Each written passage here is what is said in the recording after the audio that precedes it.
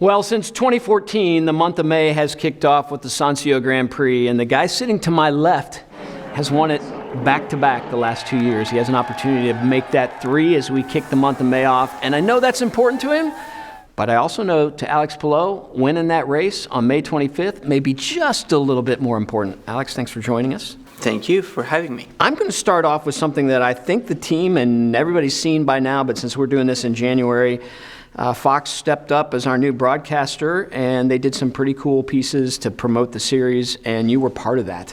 Tell me about that experience, filming an advertisement that's a big national advertisement. Yeah, honestly, I was there on set. I was blown away by how many cameras and people and sets that we had to do. And we've seen Joseph's commercial, pretty awesome. I got my 1 second there as well, my one line. He even wrote a children's book about winning. America loved it. Pretty funny. I think it's great what they're doing. They're targeting people that are not used to seeing INDYCAR or following INDYCAR. So I think that's what we need to target. Our fans, we know how loyal they are, how crazy for motorsport they are, and now we need to show our product to people that is not so interested in motorsport yet. So I think it's great. Absolutely, and actually, neither one of us has seen the spot that he's taped. I mean, obviously, we will have when this runs, but right now we haven't, so we don't even know. Yeah, we don't know. So Joseph did write a book. Do you have it in your house? I have it. Oh, I actually bought it. I actually bought it when he released it. Right. I saw him. Yes. I saw the book and I was like, I need to buy one. I think it's pretty cute. So you've been having some fun being a dad, and my stepson Connor and you had a cool bet around the Indy 8 hour. Yep. If Alex beat me, I had to buy him $100 worth of diapers. If I beat him, then he had to buy me a bottle of bourbon. Neither of us did well in that race, but a bet is a bet. He did beat me, and so I'm gonna go to Target now and buy $100 worth of diapers for Alex Palou. He literally had to go buy diapers. 100 diapers. It was actually $100 worth of diapers and ended up being 100 diapers, so more or less. It's crazy how expensive a kid is. It is very expensive. So do you have a... It's true that I told him the most luxurious diapers I could get, but it was a bet. So as a dad, what's kind of been the most surprising thing about being a dad? It's non-stop. It's all day, 24/7, and it always changes. Right. It's never the same. Like you wake up one day thinking, okay, I got this.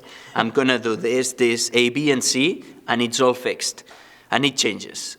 And the next day it's the same. You're like, okay, I'm gonna do exactly the same, and I play the same things as she liked the day before, and it changes. But it's awesome. It's the best thing ever, and combining that to winning, it's even better than better. So that's a little bit like being a race car driver. I mean, you have a practice one day, and then you sit with the engineers at night, and you make changes to the car, but you really don't know that some of those things. So you have to adapt. So maybe your racing training has allowed you to adapt well to be dealing with those changes that kids throw at you.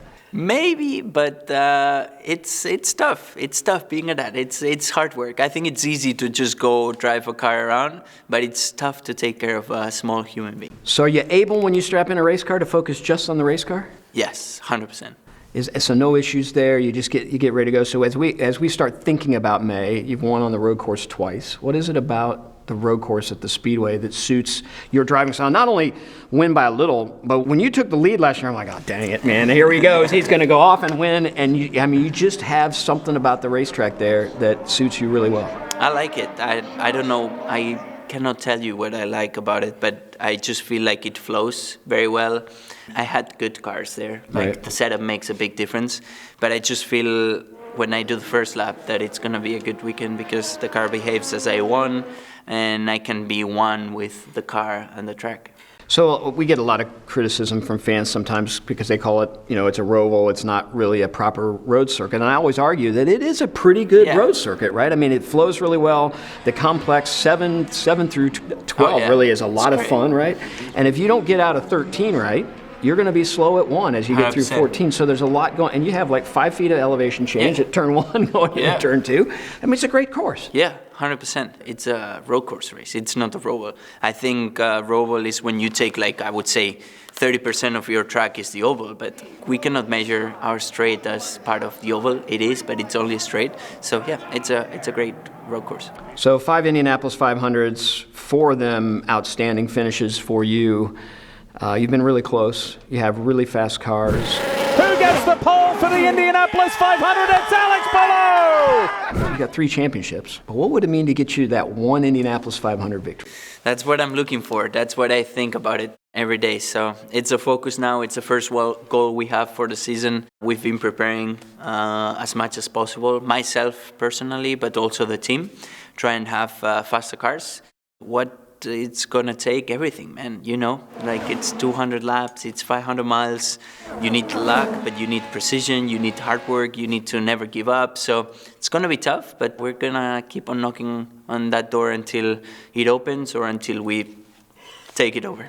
So I've been doing these for 3 years, these Duggan drivers. The first time we've gotten to do it, I'm going to ask you a question that I probably would have asked the first time if you were here. Having a teammate like Scott Dixon, what's that mean to a young Alex Palou? You've got half the championships he has right now, but is there a big benefit to you to have somebody that's 22 Indy 500s, 6 championships, all the laps led and all that he's done in his career? 100%, yes. It's huge. Having him as a teammate is great. Like, I can listen to everything he says about the car.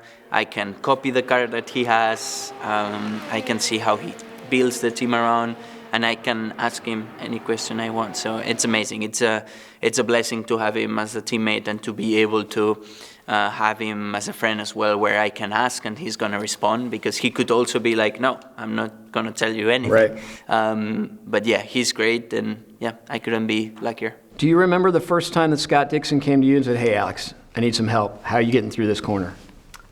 No.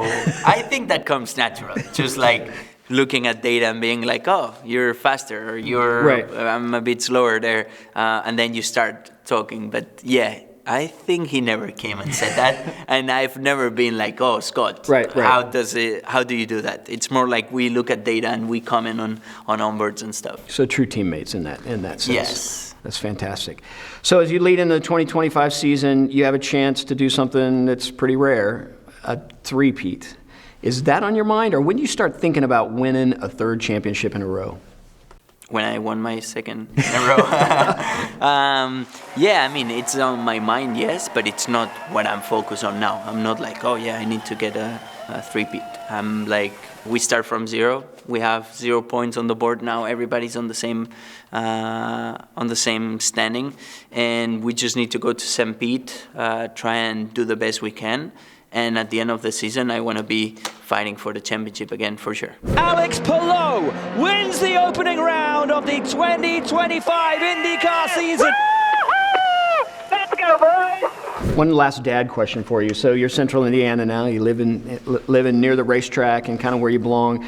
Are there ever moments where you're out just shopping, maybe picking something up at the grocery store, and you notice somebody kind of staring at you, and they want to come up and ask you, "Hey, Alex," and it's all of a sudden you're being a dad thing, and you have to figure out how to be that race car driver? Does that happen to you at all? Yeah, I mean, there's been a couple of moments at the supermarket or the airport, but I would say the weirdest one is at the supermarket, when you're looking weird, like, okay, did my wife tell me to buy this one or that one? For me, they're the same, and they're like, hey, it's Alex Palou, and you're like, oh yeah, 1 second. So those are the weird ones, but it's awesome. I think I'm really lucky to have the opportunity and to be in this position, and the fans that we have in IndyCar are amazing. Well, my point in that is that you're just a regular guy. It's cool to have you in the community, and I knew that probably would catch you when you're out doing the dad thing, and you're not even thinking about what you mean to so many Absolutely. of our fans, and you have somebody, and you have to instantly go into that fan mode, which is super important.